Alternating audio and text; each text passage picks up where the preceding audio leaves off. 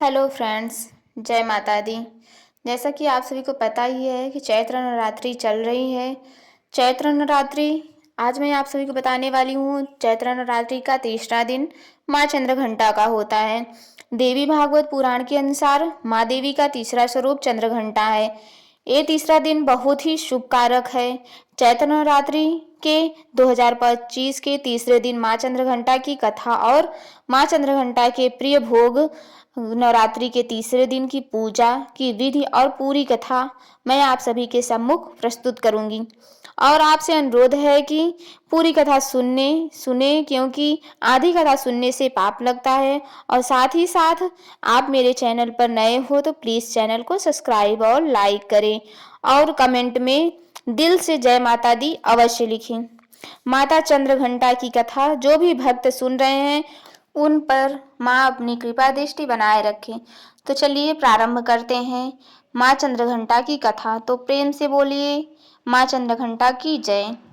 ओम जयंती मंगला काली भद्रकाली कपालिनी दुर्गा क्षमा शिवा धात्री स्वाहा स्वधा नमोस्तुते।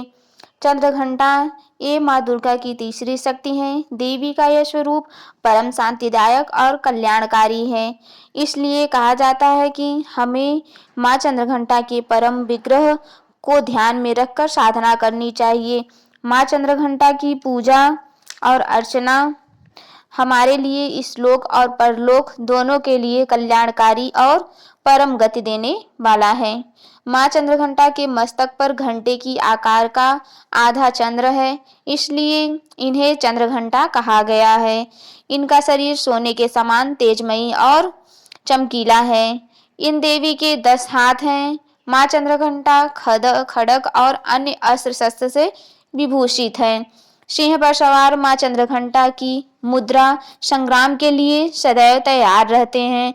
संग्राम में माँ चंद्रघंटा की घंटे की भयानक ध्वनि से अत्याचारी दानव और दैत्य कांपते रहते हैं। माँ चंद्रघंटा की कृपा से भक्त को अलौकिक वस्तुओं के दर्शन होते हैं, दिव्य सुगंधियों का अनुभव होता है और कई तरह की ध्वनियां भी सुनाई देने लगती हैं। इस क्षणों में ऐसे भक्त को बहुत ही सावधान रहना चाहिए।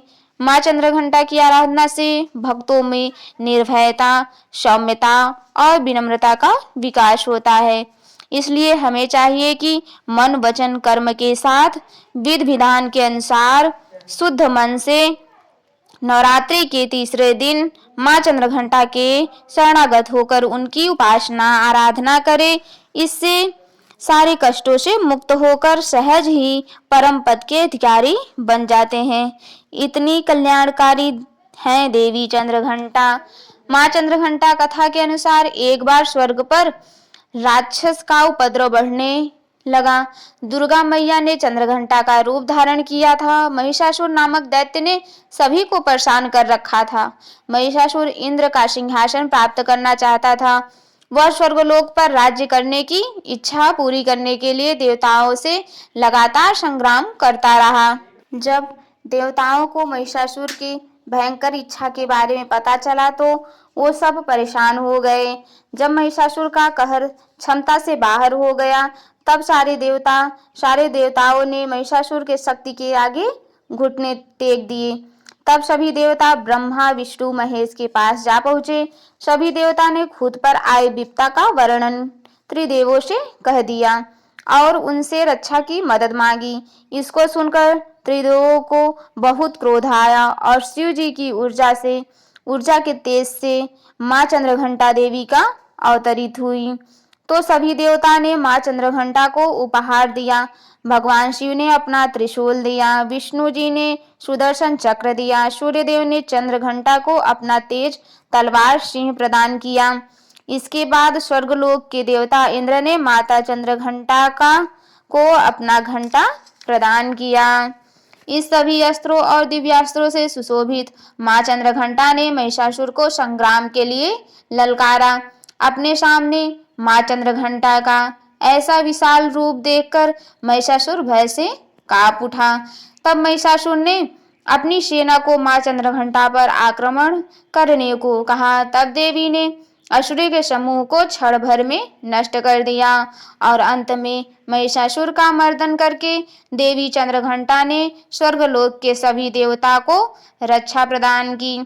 इसके बाद देवी चंद्रघंटा ने देवताओं को अभय दान देते हुए अंतर ध्यान हो गई। माँ चंद्रघंटा को खीर बहुत बहुत पसंद है। माँ चंद्रघंटा को दूध से बनी हुई सब चीजें अत्यधिक प्रिय है। साबूदाने की खीर अत्यधिक प्रिय है और माँ चंद्रघंटा को पंचामृत भी अवश्य चढ़ाएं। चाहे तो दूध हो दही हो अलग से ही आप चढ़ा सकते हैं, लेकिन दूध की वस्तुओं को माँ चंद्रघंटा को अत्यधिक अत्यधिक प्रिय है। माँ चंद्रघंटा प्रेम की भूखी हैं। प्रेम से चाहे जो अर्पण करो माँ अवश्य स्वीकार करेंगी।